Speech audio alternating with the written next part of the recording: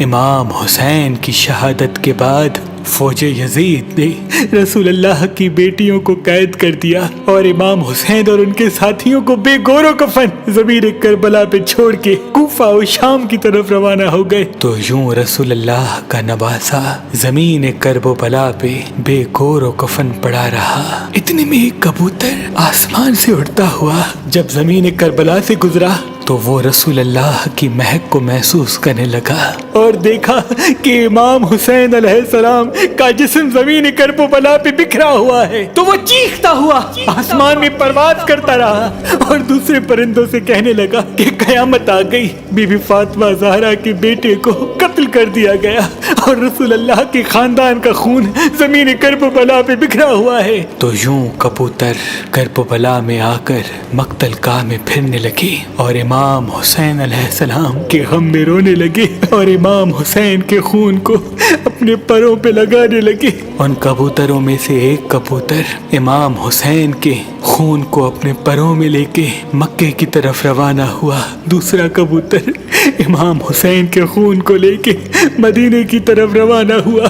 تیسرا کبوتر نجف کی طرف روانہ ہوا۔ تاریخ نے لکھا مدینے سے باہر سیام نام کا ایک یہودی رہتا تھا جس کی بیٹی کو کوڑ کا مرض تھا اور وہ نابینا تھی، اور یہ مرض کسی دوسرے کو نہ لگے اس لیے وہ روز ایک باغ میں اپنی بیٹی کو بند کر کے چلا جاتا تھا اور صبح آ کے اپنی بیٹی سے ملتا تھا۔ بس جیسے ہی اپنی بیٹی کو باغ میں چھوڑ کے واپس جائے اس کی بیٹی ایک درخت کے نیچے آ کے بیٹھ گئی اور اس درخت کے اوپر وہ کبوتر بیٹھا تھا جو امام حسین کا خون لے کے مدینے کی طرف آ رہا تھا۔ بس رات کو اس کبوتر کے پروں سے امام حسین کے خون کی ایک بوند اس نابینا کی ایک آنکھ میں گری، دوسری بوند دوسری آنکھ میں گری اور کچھ بوندیں اس کے چہرے پہ لگی۔ اللہ پاک کے فضل و کرم سے وہ نابینا دیکھنے لگی اور اس کا مرض اللہ نے امام حسین کے صدقے ختم کر دیا۔ بس جیسے ہی صبح اس کا بابا آئے تو وہ باغ میں ادھر ادھر دیکھے، پوچھنے لگے